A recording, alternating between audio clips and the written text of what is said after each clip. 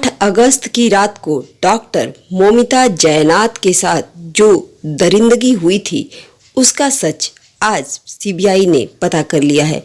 जी हाँ, डॉक्टर संदीप घोष की मदद से ही सिर्फ संदीप घोष ही नहीं बल्कि 8 अन्य लोगों ने भी इस दरिंदगी को अंजाम दिया था, जो कि उस दिन 8 अगस्त की रात को डॉक्टर मौमिता के साथ हुआ था।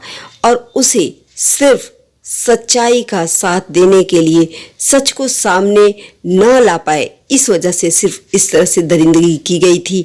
आज उसका सच सीबीआई ने जान लिया है। संदीप घोष जो कि इसका मास्टरमाइंड कह सकते हैं, तो संदीप घोष ने ही इस मर्डर को अंजाम दिलवाया था। और इसके लिए मेन वजह ये थी कि उस हॉस्पिटल में कुछ इस तरह से एक दरिंदगी हो रही थी जिसका कि पर्दाफाश डॉक्टर बिटिया को, जिसकी सच्चाई पता चल चुकी थी और वो बार बार ये कह रही थी कि मैं ये सच्चाई समाज के सामने लाऊंगी, सच सामने लाऊंगी, जो कि उस अस्पताल में हो रहा था। जीवित लोगों के साथ ही नहीं बल्कि मरी हुई लाशों के साथ भी उस हॉस्पिटल में दरिंदगी हो रही थी। ये बहुत ही समाज के लिए शर्मनाक विषय है कि जिंदा ही लोगों के साथ नहीं बल्कि लोगों के साथ भी गंदगी की जा रही थी, वहाँ मरे हुए लोगों के साथ, मृत लोगों के साथ भी। और उसका वीडियो बनाया जा रहा था और उसको अलग अलग क्लिप में करके रखता था। और ये सारा मास्टरमाइंड जो था संदीप घोष था। तो इस तरह से हम कह सकते हैं कि हमारा देश पता नहीं किस दिशा में जा रहा है, जहाँ पर कि कहें कि मनुष्य जो है जीते जी तो छोड़िए, मरने के बाद भी लोगों को नहीं छोड़ते हैं लोग। इस तरह का समाज हो गया है।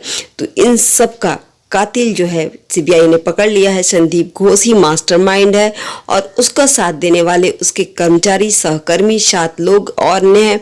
और उसके अलावा बहुत से बड़े बड़े लोगों का भी हाथ है इसमें।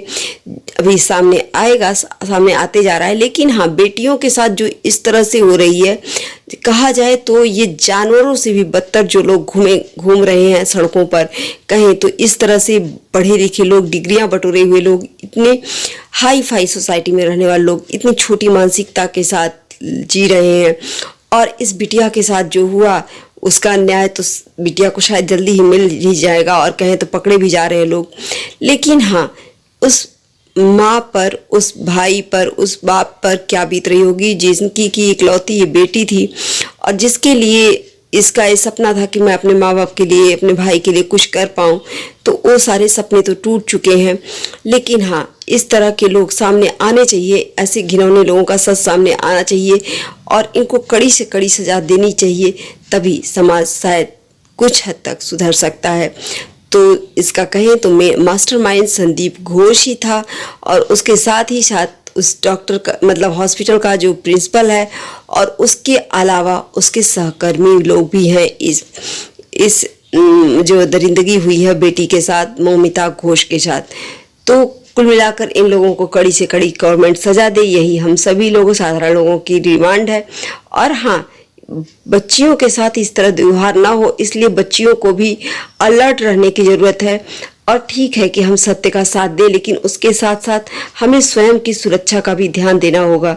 नहीं तो सच को सामने लाने के चक्कर में हम स्वयं ही अपने आप को खो देते हैं, अपने परिवार को पीछे अकेला छोड़ देते हैं। तो इन सब चीज़ों को भी हमें ध्यान देना होगा। और कुल मिलाकर मुझे लग रहा है कि अब डॉक्टर बिटिया को न्याय मिल ही गया है एक तरह से। तो इसलिए सारे कैसेट्स जो हैं, जो कि संदीप घोष ने सारे सीबीआई को सौंप दिए हैं, जो उसने उस टाइम रिकॉर्ड किए थे, और इस तरह धीरे धीरे इस राज से पर्दा उठ रहा है और सारे गुनाहगार पकड़े जाएंगे। हम सबकी उम्मीद यही है और डॉक्टर बिटिया को जल्दी से जल्दी न्याय मिले, ये हम सभी की मांग है। नमस्कार।